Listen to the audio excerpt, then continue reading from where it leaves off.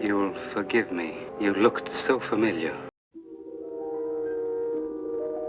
1942. German U-boats stalk the Atlantic for ships ripe for the sinking. This isn't good news for the SS Queen of Glasgow, which had lost its convoy out of England towards New York. It's not the only one lost in the fog, for there is a passenger who too is very lost. He doesn't know who he is or how he got there. Losing his passport didn't help much either. There isn't just a mystery who he is, but the one lurking under the waters. At least there's coffee to drink. Sanka coffee. This is an episode written by Rod Serling and directed by John Brahm. As always, the alternative theories mentioned within may cause anxiety, rage, and disbelief, but that's why you're here, I hope. Kindly consider leaving a like, share, or subscribe if you enjoyed this video. Now let's turn down the lights, crank the engines, and wait for Judgment Night. His name is Carl Lancer. Knowing that was almost more than he can mentally grasp at this moment. Carl is rushed inside from the fog for a dinner he wasn't hungry for. Instead, he sits at the table for idle chit-chat. Others are naturally curious about him, but all Carl can recall is that he's recently from Germany. If that didn't raise eyebrows, Carl's quite pointed comments on German U-boat attack strategy sure did. After a coffee spill, he steps outside and begins to recall a little more about himself, and has an uneasy premonition that the ship is being stalked. His rant at the table and admission he's German on a British ship during World War II earns the interest of the ship's captain. But Carl is unable to say anything more about himself, other than he's from Frankfurt. Later, a steward helping him unpack discovers a German naval cap. Carl sees inside, it's labeled with his name.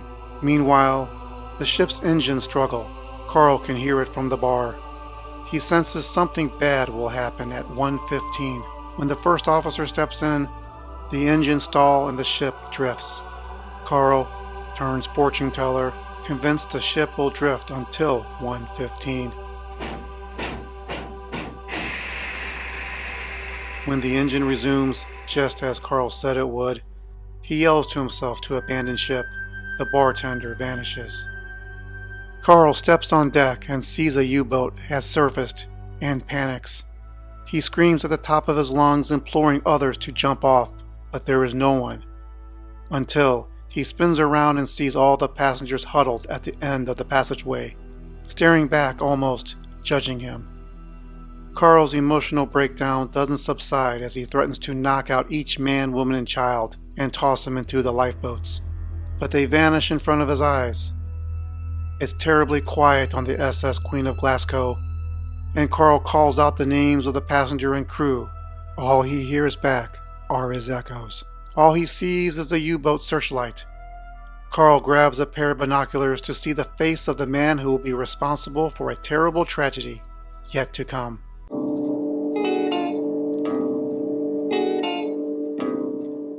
Carl sees the likeness of himself as the U-boat captain standing on its deck.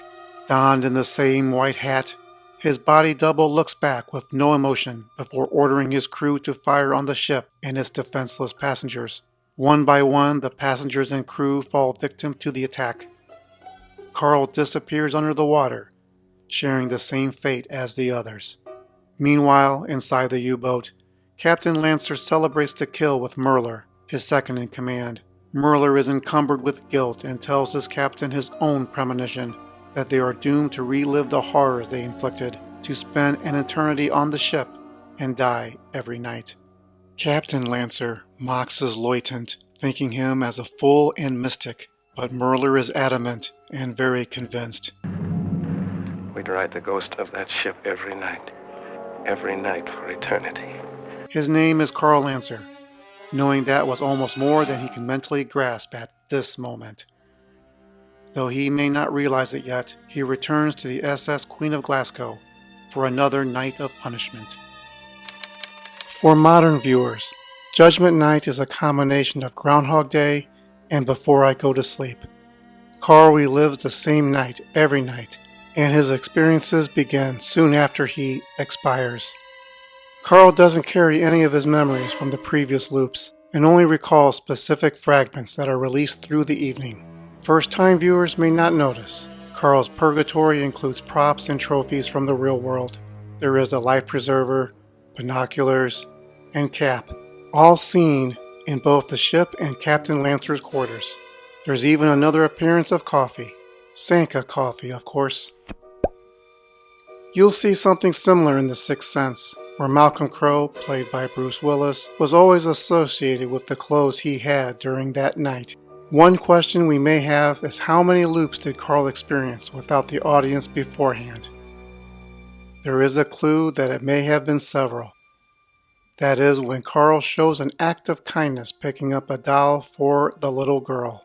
Because we can't go from this, A good catch tonight, huh? celebrating a knight's kill, to this, Thank you. showing compassion on his first night in purgatory, other than an efficient head fake, pulling sympathy from the audience. It may be evidence Carl has shown some character adjustment during his long tour on the SS Queen of Glasgow. I also think that each night may be slightly different before reaching the same conclusion. There are subtle hints that on some nights Carl plays a few hands of poker with Jerry Potter, or he has longer, more intimate conversations with Miss Stanley.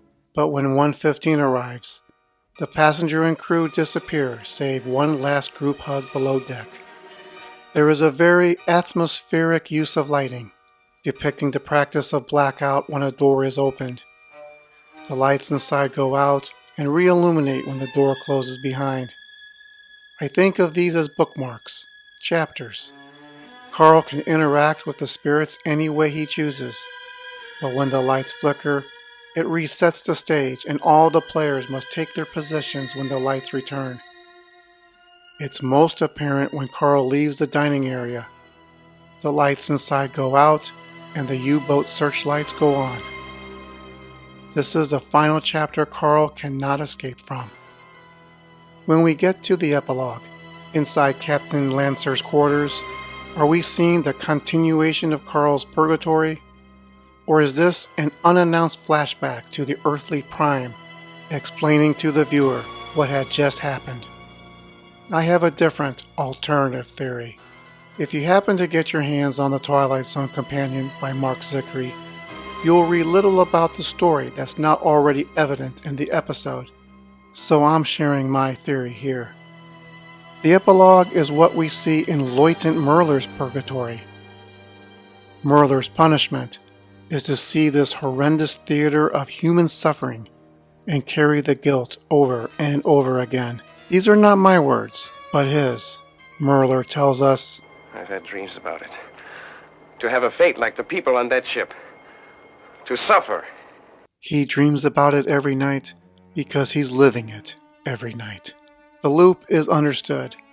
We begin with Carl's loop from beginning to end.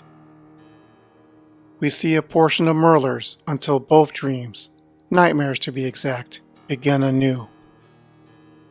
Not that it made a difference or was relevant to the story, but there was no hint how much time passed between the sinking of the Glasgow and Carl's passing into purgatory. Was it soon after? Did he live a full life beyond the war? We're left to presume that no matter how long Carl stuck around, there was nothing he could have done to redeem his heinous act. For some sins, there is no forgiveness. I remember Judgment Night as one of the more frightening episodes of The Twilight Zone from my youth. This is because it played out like a nightmare I experienced.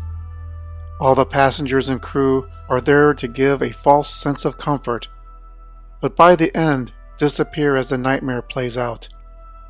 Carl is alone, and likely was always alone. This is why I was surprised, when watching it again, to see the victims return and suffer during the attack. Strange, I never remembered that. I found Carl's isolation more disturbing, so this leads to a minor gripe I have with Judgment Night. I always interpreted the passengers and crew as abstract props, phantom actors, solely for Carl's purgatory. After all, their souls are not and should not have been foreordained to relive this fate. Such bringing them back sort of pulls a rug on Carl's loneliness. I think it's more fitting that he goes under the water alone. Only he experiences this agony night after night. The fanboy in me reconciles this little faux pas, looking at this as a flashback as it happened in our prime dimension in 1942. Another comment is on differences of opinion and direction. It's over a little sleight of hand the episode pulls on us. If this is like a nightmare and Carl's alone in his own hell, we should see everything through his point of view. In fact, the episode is more captivating watching Carl descend into unescapable fear and paranoia. However, sometimes the point of view shifts into conversations outside Carl's purview. Remember, Carl was never originally a passenger on the SS Queen of Glasgow. The captain, crew, and passengers never talked about Carl or having conversations with him. This results as a subliminal cue that all participants on the Glasgow are living this experience together, which is not the case. I would have preferred if the story had stuck to Carl, which would have been its own subliminal clue that nothing exists outside Carl's reach of his tortured world. When I grade this episode, it does remind me of Perchance to Dream, which preceded it, as both depict an alternative dreamlike reality. Though Perchance to Dream was more fun to dissect, I was a little harsh scoring it. That was because the direction of Perchance to Dream was off balance, trying to do too much. Judgment Night is the opposite. Its direction is more simple, the nightmare is more frightening, and there isn't much of a subtext other than the alternative theories I postulated. So having said that, I give the episode 3 dimensions out of 5. It does have a couple tropes. Tag them Doomed from the Start and Comeuppance. This is Mr. G of Synergy leaving you with these final words. If by chance you're traveling the North Atlantic, you come across a glimpse of a vintage steam tramp ship, look away. It's a cruise you want no part of, as its port of call is the Twilight Zone.